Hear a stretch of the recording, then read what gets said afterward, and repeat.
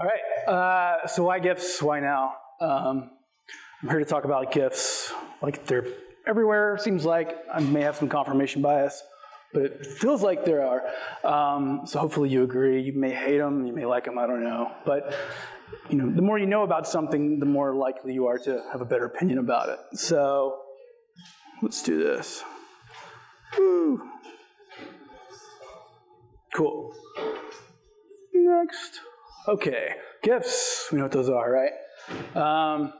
Like I was saying, the point of this talk is to talk about the GIF as a medium and a format. We're going to talk a little about how it works, its technology behind it, which is like pretty novel and ingenious considering it's a very old format. But first, I already want to kind of like give just the scope of GIFs and what they are.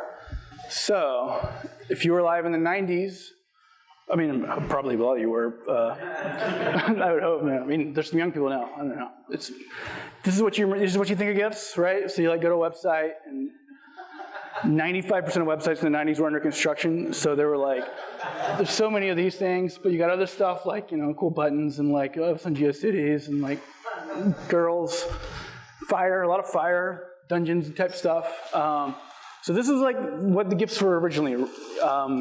Very small animations, not a lot of expectation, right? It's just like, oh, here's some stuff. If you're an inventive dude, I guess this is like some of the major uses of them. It would be like in a browser or something if you had the old browsers, but then some people got kind of more interested with it and kind of made more interesting things. Now is this kind of stuff, right? Where you got people falling down and toddlers getting hurt by cats, other cats, Simpsons culture, Beyonce, cool stunts, this kind of stuff. So this is probably what you see a lot of times now. But keep going. So, okay, don't do the phone from now on, in case you're ever presenting something. These are GIFs too, which I think is one of my favorite uses of a GIF, right? Like, a lot of information can be communicated very quickly, and then it loops back around so you have a chance to get it, and you can keep getting it and getting it and getting it. Like, I never knew how a key worked until I started working at Giphy, and we started crawling GIFs. I was like, oh shit, that's really cool. Like fast ways to ties. You can cook a chicken with like homemade oven kind of thing. Motors, guns, you can learn about anything. So they can be hyper informative too, which is, scroll. Okay. Cool. Okay, never use the iPhone to control these things. These are GIFs too, right? They communicate a lot as well. This is a very interesting thing about our political landscape. The same file format as the piece of fire or the under construction stuff, but when you see this, you get it conveys a lot about what's going on. There's multiple layers happening here. You got celebrities, the hands of the world, political world, the kind of this is a Benghazi trial, you kind of get that. This is the magical bird landing on, Bernie, and you watch that, and like that's really interesting, compelling information. It's different than TV, because you watch it and it's a chunk, right? And it loops back over, and every time you see it, your brain learns a little something else from it. These are GIFs too. You could send this to anyone, and I feel like they would, across the world, regardless of language, they would kind of get what's going on, right? Like, you don't have to know that's Sailor Moon to know that she's upset. You don't have to know that's Jack Nicholson to realize he's a creep. Like, I don't know. And it's like, this dude's like, get the fuck out, right? Like, anyone could get that. So that's what I kind of love about them. It's a universal thing. But they also have layers, right? This, whatever, hard G for life, that's our stance. Obama's behind that too. But that being said, I feel like GIFs are, Jesus Christ, the defining media of our time.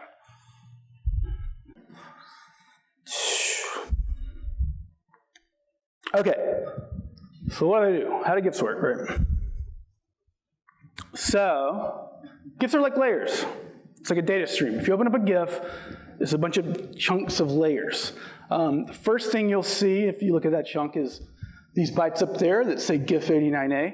that refers to the 1989 GIF spec, which it didn't introduce animation, but it kind of like helped really say that GIFs are animated. Well, we'll get to something else later. But it's kind of like opened up a lot of options to what you would do with GIFs. So that's like the first chunk. Every other subsequent chunk or layer or whatever kind of tells you about different things, like how big the file is, like some control information, like play it this fast or play it this slow or loop here or whatever. A lot of metadata kind of things. Then you actually get to one or more image files. So those those are the frames of the GIF, right? And they don't have to be the same thing. Like this could turn into a cat or a dog or a, I don't know, insane clown posse or whatever, and that would be totally fair because it's just a series of frames to loop.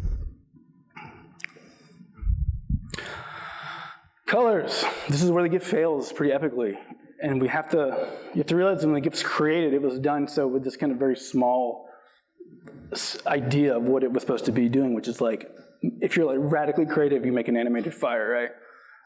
But it was like, okay, we just need something that's gonna like give us some colors, and we're gonna do this and put it on the website, and it's gonna be fine, and it's not a big deal. Now, it's like Beyonce dancing. And so, GIFs of Beyonce tend to not be the best looking thing. But back in the days, like 256 colors, yeah, totally, that's cool, we got it. That's all we need.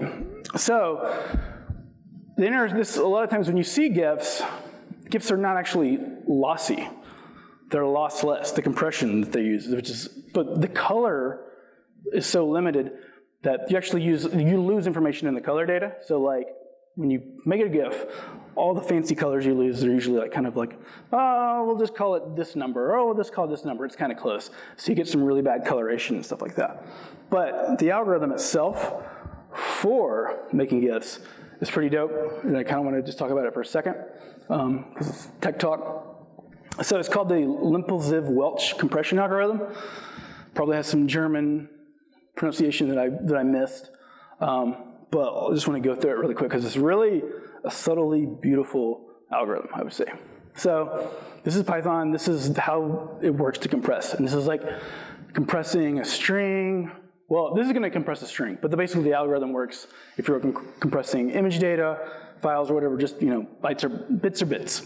So it starts first by having a code table, which is kind of like if it was a GIF, this would be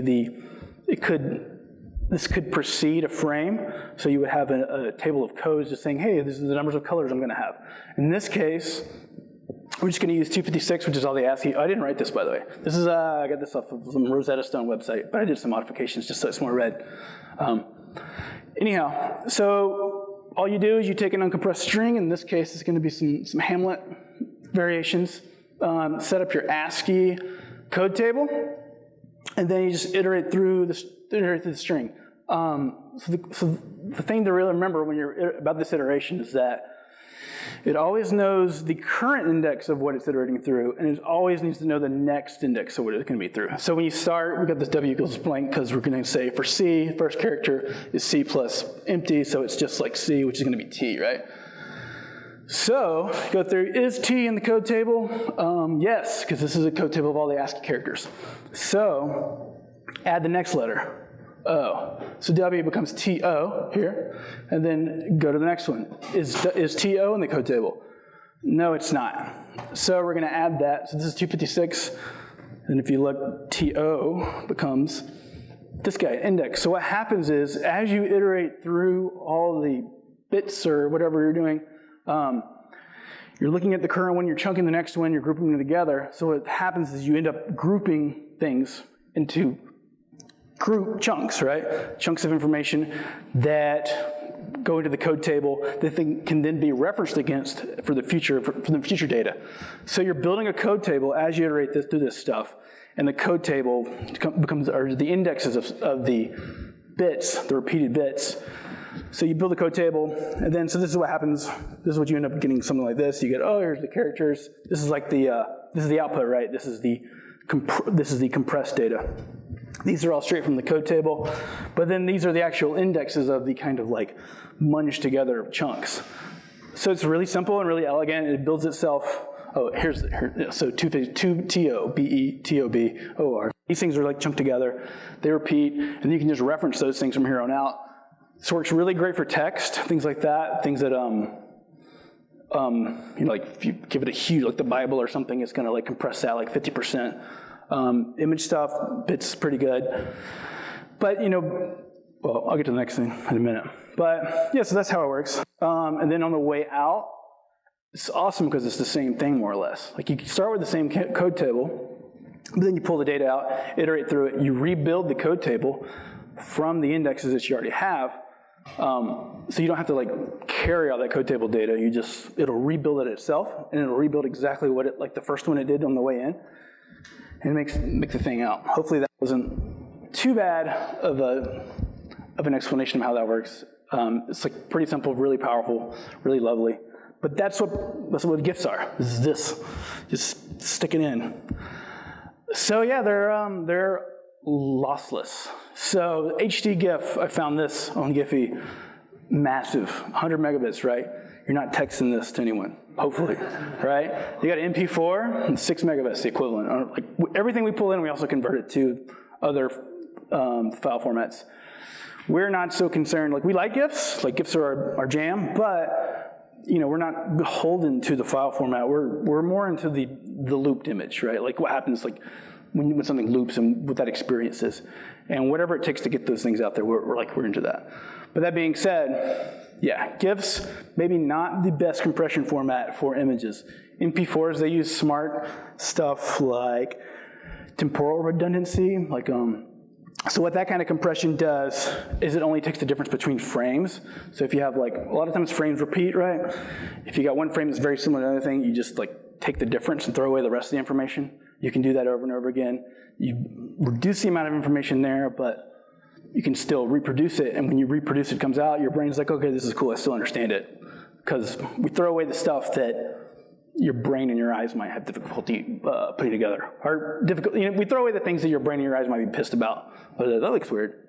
They also do spatial redundancy, which is like taking individual pixel values in a single frame, finding the differences between those, and doing some transformations across those. And so to both so you got compression in subsequent frames and for a single frame pixel values. Cool. All right, back to the 89 GIF spec. This is pretty funny. This is actually in the spec. No, they don't. They were like, they said no, right? Like that's a bad idea, and that's probably because it makes 100 megabit GIFs. It's cool, we get you, but we're gonna do it anyway. That's what people have done. Okay, so why GIFs? Why now? Back to the whole thing. Why do they catch on? I'm gonna say a couple things. Number one, technology is better than it was back in the day, right? Like, we got better computers, we got virtual reality, we got download the internet, we can do all these things. There's better bandwidth, more networks, better network, faster computers, so we can actually handle GIFs. It's not such a big deal to send them. I mean, it's still not nice. I mean, it's still kind of rough. Like, it can be kind of rough like, when you're like looking at an image or something. But you can still do it. Like, I can text GIFs and SMS, and it like comes through, and it's cool, and you can watch it. Also, they're native. They're native in like everything. This is like the biggest thing, and this is why they've gotten so big, because they're part of the internet. They were like preceded it, actually. So they were always native, so they work in every browser, unless you have a social network or something that forbids them, which Facebook and Twitter did, and we actually did a thing where we hacked in GIFs via a SWIFT, and they both got kind of irritated. Because they were like, no GIFs over, and now we're native in both of them, which is really funny. Native in Twitter and native in Facebook. But we're all good friends, so it's all cool, and they realize it now, and I think they had to get the big picture. But yeah, so it's all good. But you can drag and drop a GIF, right? That's pretty dope. You just like, boop, it's there, it's just treated like an image. You don't have to do fallbacks, you know what I mean? Like, it's not a huge deal, like Firefox, I think, does MP4s now, but for a while with video, you have to like multiple versions and be able to serve all those and be able to like provide fallbacks for HTML5 video. I mean, that's great, but it's just like the portability and just the nativeness of GIFs is what made them so prevalent right now. Also the loop. I think the loop is super interesting, right? Like, I'm not a psychologist, psychoanalyst, whatever, but I know something interesting is happening here when I watch these things. And like the way I have to rescan it and look at it and look at it and look at it and process it, and like my brain it does something every different. And I think now, you know, I know when I read, like I don't read anymore. I just kind of scan. You know, I'm just like, oh, yeah, point, cool. Okay, I got it. I think GIFs are interesting in that I scan and I rescan in the form of the loop, but I kind of forced to like deal with it, like to watch it. I don't know. They can go deeper with that, but I think that's probably my favorite reason. Also, nostalgia. Like nostalgia drives a lot of the internet right now. I don't know if nostalgia hasn't always been a cultural thing. It probably has. I know it's been used for good and bad purposes. But now that we have in this weird world of mass communication and mass media, it's very nice to think about the past, like I have been doing with some of my other gifts, and to like look back. And we have people now who are born after the internet, and they're like, oh, this is like right before I was born. What was the world like before I was born? So I'm gonna like try to process that. What was the 90s? And then you got people my age now who are like, oh, I remember Bagel Bites. That's so cool. I'm going to text a Bagel Bite. You know, oh, that was great. Oh, it's Tony T, you know. And it feels good, and it feels really nice. I'm not saying it's a good thing. I don't know, nostalgia is dangerous, I would say. But it's definitely a thing with viral capabilities. It's like a drug. It feels really good. You don't do it a lot. But every now and then, you know, it's kind of cool. It's kind of cool. Yeah, so Giphy. Okay, here's the company. Giphy started in 2013. We were in BetaWorks. I don't know if you're familiar with that. They're like a venture capital incubator place. Started by Alex Chung and Jace Cook. I met Alex through a mutual friend. Went to school together. I spent 5 years with the New Museum of Contemporary Art. I worked in their new media art wing, internet art. So GIFs and GIF culture and creative uses of GIFs have been something I've been into for a while. I was working on GIF stuff. I met Alex, and we started working on Giphy. Now, so I mean, I remember we were happy one day when we got like 100 concurrent users on the site. We're like, whoa, we did it! You know, now it's kind of crazy. So public numbers, we get 150 million unique a month, and then we've served 500 billion GIFs totally. You know, we do it for the people.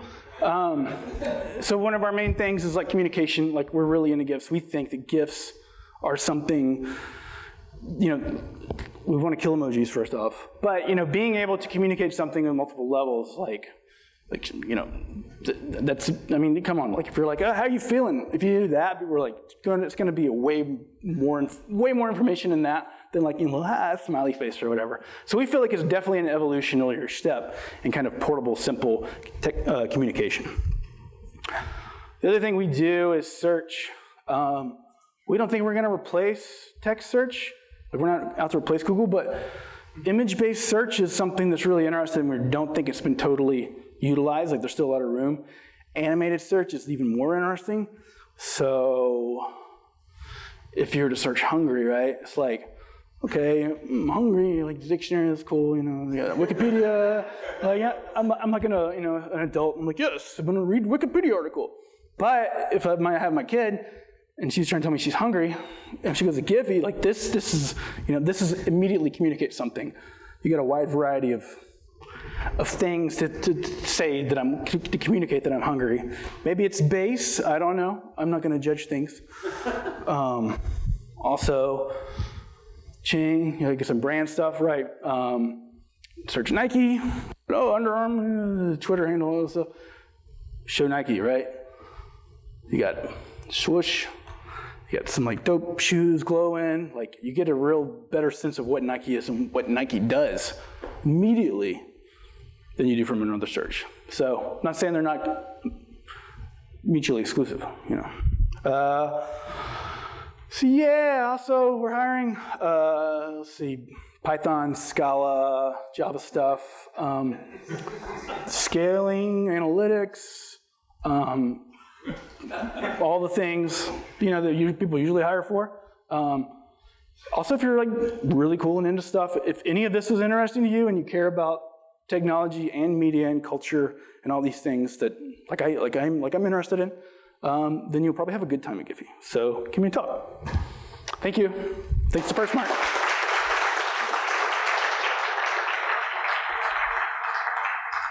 Probably time for 2 or 3 questions. I have one, which is, are there any Are you aware of new image formats that are being developed right now that, could supplant GIFs or supplant JPEGs, whatever it might be? Like, are there new? Yeah, there's lots of things that I don't think they'll supplant them just because GIFs have been around so much longer and they're just native. But there's animated PNGs that are probably better, but they just haven't been picked up. It's all standardization, like standards. Like who's going to actually, say we're going to put them all in there. There's obviously videos, and there's like the Giphy, which is like Imgur's kind of beautiful PR stunt, where they took a video and they put an Apache rule or something, or Nginx rule that's like, if it's gif.v, go to this HTML5 thing, just a video thing, and then everyone on Reddit was like, screw the GIF, give V forever. But it's just a video. But it's like, it was pretty awesome. So there's things like that. But I mean, no, as long as there's nothing, like I'm saying, the GIF is just there, it plays, it works. It's treated like an image.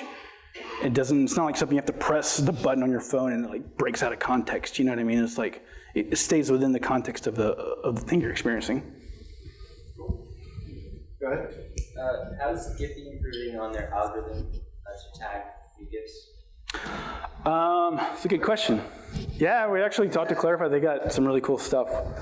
Their celebrity recognition is pretty dope. They can totally pick up Beyonce, which is great for us. Our algorithms are humans right now, so we've had the most success with that. So I think Mechanical Turk was mentioned earlier. We've used them a lot for especially ratings stuff. We pull in a lot of GIFs from all the internet, so we get a lot of things that are terrible to look at. Or maybe not so terrible to look at, but you can't do it with other people around you, right? So we have people who go through that and they mark it for us. We have a whole editorial team, actually. This has been a big part of our company that's just like people who are just with it with culture, with it with film, media, sports, whatever, and all they do is just ingest culture and visual images and stuff, and then they tag it, these kinds of things. So yeah, turking, people, we are looking at algorithmic sources, APIs, and things like that, but it's really a cost-benefit analysis for us because we've got a lot of GIFs, and it's like, yeah, it'd be a lot of money to get them all tagged and for that kind of stuff. So, yeah. If I heard there's some competition from bigger companies like Google, or are they supporting you? Yeah, everyone's cool. I mean, for the most part. Yeah, and I don't think Google has a GIF search. Bing introduced GIF search recently, but they're kind of hard to find. They're like tabs, you have to go down into the kind of thing. But they're all real supportive. I mean, the only, like I was saying earlier, some of the social people were didn't want that stuff in their ecosystem, but then they realized that the people really did. So they've opened up, and we work with them, and it's all been really we're lucky, and we're totally stoked to be helping those people. So yeah, we have similar companies that are smaller, that do a small scope of what we do. That's kind of, I guess, competition, but we mostly know those people and their friends too. So Nick, thanks very much.